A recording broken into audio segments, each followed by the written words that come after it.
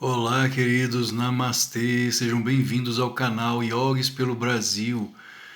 Vou tentar aqui trazer um pouco do conhecimento que nos foi deixado por Paramahansa Yogananda e que diz respeito ao momento atual no qual nós estamos vivendo. No livro O Romance com Deus, páginas 66 e 67, editora Self-Realization Fellowship, Yogananda colocou o comunismo como o maior dos inimigos. No momento em que ele fala a respeito da era atual, do Apara Yuga é a era do conhecimento da energia elétrica e da energia atômica, segundo Swami Sri Yukteswar, mestre de Yogananda.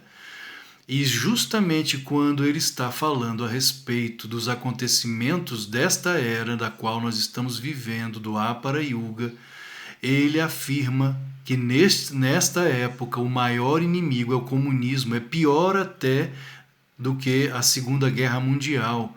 Ele afirma que é a era do conhecimento, como eu afirmei, do conhecimento da energia elétrica e da energia atômica. Uma guerra atômica nesta era do Apara Yuga é muito comum, inclusive na época do Senhor Krishna, se fizermos os cálculos como nos foi deixado por Yukteswar, verificaremos que Krishna viveu há 5 milênios em uma Dwapara Yuga, ou seja, essa mesma era do conhecimento da energia elétrica e atômica, só que descendente. E agora nós estamos em uma Dwapara Yuga ascendente, e naquela época, há 5 milênios, os mestres afirmam que houve guerra atômica. Inclusive, nossos arqueólogos afirmam que existem evidências radioativas em Mohenjo-Daro e Harappa, sítios arqueológicos do atual Paquistão, Índia antiga, radiação atômica, de que existem evidências ali de que houve realmente no passado guerra atômica, bomba atômica. E a bomba atômica naquela época era chamada de Brahmastra, com o poder de destruição do universo. A mesma bomba atômica que temos nos dias de hoje na Dwapara Yuga ascendente. Mas Yogananda afirmou: pior do que a guerra atômica é o comunismo, é a perversidade do bolchevismo. O bolchevismo foi o comunismo russo que se espalhou pelo mundo. Isso foi previsto até mesmo por Nossa Senhora em sua aparição em Fátima. Yogananda também disse que as aparições de Nossa Senhora em Fátima, tanto em Fátima, Portugal, quanto em Lourdes, na França, foram autênticas. E Nossa Senhora disse: a Rússia espalhará os seus erros pelo mundo. Que erros são esses? O comunismo e suas ideologias, suas serpentes espalhadas pelo mundo, infiltradas nas mentes nos dias atuais de nossos jovens e crianças por meio da educação Paulo Freire aqui no Brasil e por meio da TV. Enquanto os pais estão trabalhando, as crianças estão assistindo programas de TV ou na internet que, na verdade, são formas de infiltrar nas mentes mais inocentes o comunismo, sem saberem que estão bebendo, sorvendo o comunismo, ideologias satânicas, destruidoras da família. Então Yogananda deixou claro que pior do que a guerra é o comunismo ímpio que está apenas esperando para se espalhar.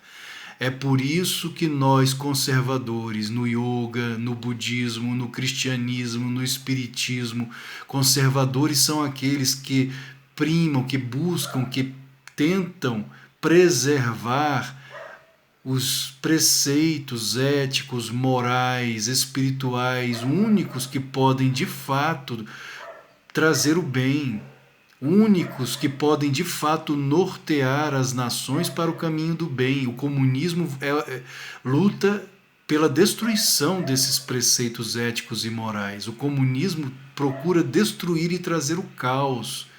inverter os valores, inverter o sagrado Dharma. O Dharma é a religiosidade. O Dharma é o próprio Deus. Foi em nome do Dharma que os Pandavas lutaram na batalha de Kurukshetra, guiados pelo Senhor Krishna contra os perversos Kauravas, que desejavam implantar o adharma, o crime, a irreligiosidade, uma guerra fratricida. É o que estamos vendo no Brasil. Porque essa divisão entre direita e esquerda, entre irmãos, entre brasileiros, é algo semelhante ao que aconteceu na Dwapara Yuga descendente na época de Krishna, uma guerra fratricida, inclusive que chegou às vias da destruição atômica, não é? Da guerra atômica com a arma Brahmastra, bomba atômica daquela época.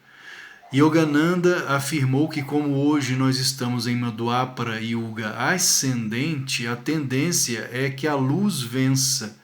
Mas ele também disse que estamos arrancando pela raiz, como afirma, citando Jesus, arrancando pela raiz toda a árvore que o meu pai não plantou.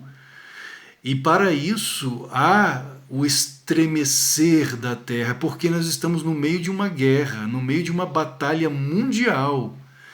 E o Brasil é a bola da vez. O Brasil tem a missão, isso agora sou eu que estou falando, né? Na minha percepção, não sou aqui nenhum iluminado, nada disso, apenas um professor de yoga, discípulo de Yogananda, tentando, dentro dos ensinamentos do mestre, entender o que está acontecendo. Mas, na minha percepção de professor de yoga, estudioso dos ensinamentos de Yogananda, estudioso também do cristianismo, como pedagogo, teólogo, escritor, tentando visualizar, compreender o que está acontecendo.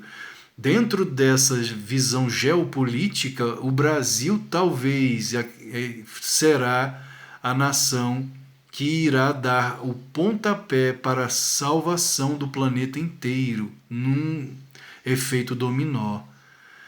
Então, o que está ocorrendo, o nosso presidente Bolsonaro não está lutando, e as Forças Armadas brasileiras não estão lutando apenas contra um sistema dentro do Brasil, infiltrado no Brasil, mas contra um sistema internacional.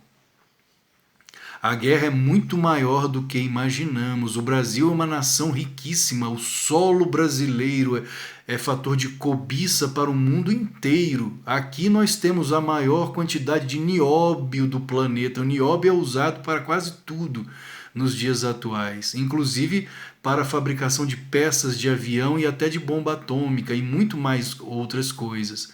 Nós temos a maior quantidade de nióbio. Orlando Vilas Boas, maior indigenista brasileiro, na década, se não me engano, de 1980, ele já havia afirmado que as terras Yanomamis, não é, dos índios, era já naquela época fator de cobiça até para a ONU, porque é riquíssima em urânio.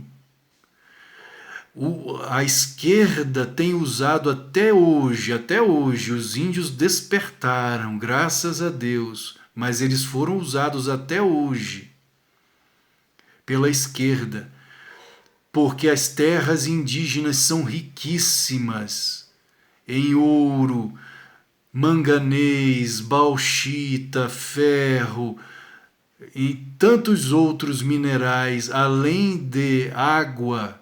O Brasil tem os 2 maiores aquíferos do mundo, o Guarani e o Alter do Chão. Nós temos água em abundância e tudo isso é objeto de cobiça do mundo inteiro. Então, a guerra que estamos vivendo hoje, espiritual, também é no sentido no sentido até bélico. Por isso que o nosso exército está espalhado nas fronteiras como um sistema imunológico ativo. O silêncio de nosso presidente é para o nosso bem. O maior inimigo é aquele que está em silêncio. O mais perigoso inimigo é aquele que permanece em silêncio. Por isso o silêncio de nosso presidente. Nós estamos lutando contra o mundo. E não só o Brasil. Existem as profecias da Índia também, nossa amada mãe Índia, que também é riquíssima. E é graças à espiritualidade da Índia e às forças armadas indianas que a Índia não foi invadida ainda pela China e nem será, não será. Porque a Índia tem espiritualidade e o quarto maior efetivo militar do mundo e tem bomba atômica. A guerra atômica que ocorreu há 5 milênios na época de Krishna foi ali na Índia.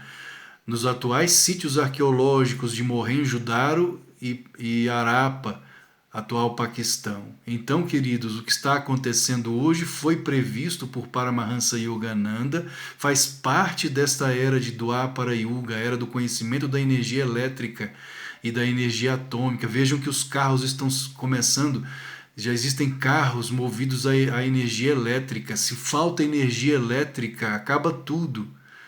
Nós vivemos em uma era elétrica, Dwapara Yuga. Dwapara também significa 2. A Kali Yuga significa a idade escura, de consciência densa. Jesus foi crucificado em uma Kali Yuga descendente, onde até o amor, como São Francisco de Assis afirmava, o amor foi crucificado, o amor foi crucificado em lágrimas profusas, São Francisco de Assis. O amor foi crucificado, foi uma Kali Yuga descendente. Agora nós estamos em uma Dwapara Yuga ascendente. A era da energia elétrica e atômica é uma era perigosa na qual nós estamos. Não pensem que porque Kali Yuga acabou em 1700, segundo Silkteswa, a Kali Yuga terminou em 1700. Leiam o livro A Ciência Sagrada, é um livrinho pequeno, um livro de bolso. Foi o único livro escrito por Silkteswa em que ele explica tudo o que está acontecendo em relação às eras, por que nós estamos, a Kali Yuga acabou e por que nós estamos em Dwapara Yuga agora. A Ciência Sagrada, editora Self-Realization Fellowship. Então a Dwapara Yuga é uma era muito perigosa, porque é uma era de alta tecnologia e armas poderosas de autodestruição. Na Dwapara Yuga só existem dois caminhos. Ou elevamos a nossa consciência para Deus, como Dayamata, sucessora de Yogananda, também afirmou, ou valorizamos o Dharma, ou seja, os preceitos éticos e morais, e alcançamos grande progresso material, tecnológico para o bem, ou nos autodestruímos. Esse é o perigo da Dwapara Yuga, é pior do que a Kali Yuga. A Kali Yuga é muito densa, existem muitas guerras na Kali Yuga, mas não existe tecnologia como a atual, como a que temos hoje para a autodestruição. Então, de certa forma, a Dwapara Yuga, que significa 2, Kali Yuga significa 1/4 do Dharma. 1/4 do Dharma, só existe 1/4 do Dharma. Na Kali Yuga, mataram Jesus. Mas na Dwapara Yuga, que já são 2/4 do Dharma, infelizmente existe tecnologia de autodestruição. E aqueles perversos, como seres demoníacos, como diria o Senhor Krishna no Bhagavad Gita, Krishna fala das personalidades demoníacas, essas personalidades demoníacas estando no poder, que é o que está acontecendo hoje, a nova ordem mundial, eles têm tecnologia para destruir o mundo. Por isso essa guerra que nós estamos vivendo, e que nós, na verdade, essa guerra não começou hoje, ela já tem décadas, ela está chegando ao seu ápice, por isso que todos agora estamos alerta, porque ela está chegando ao seu ápice, como numa visão de Dayamata. Ela teve uma visão na Índia, certo?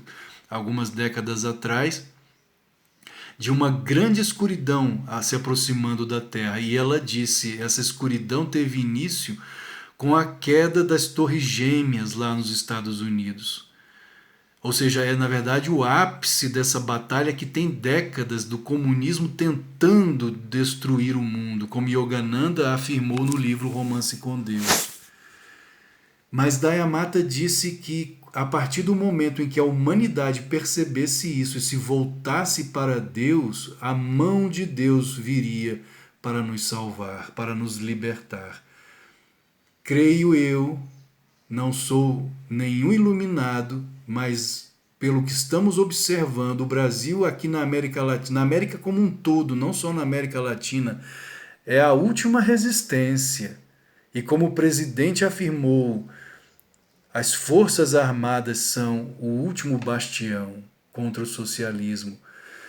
Chegamos ao fundo do poço, não temos mais para onde descer. Então as Forças Armadas, por meio também da nossa ajuda espiritual, terão agora de salvar mais uma vez o Brasil, porque não é a primeira vez que as Forças Armadas brasileiras salvam o Brasil do comunismo.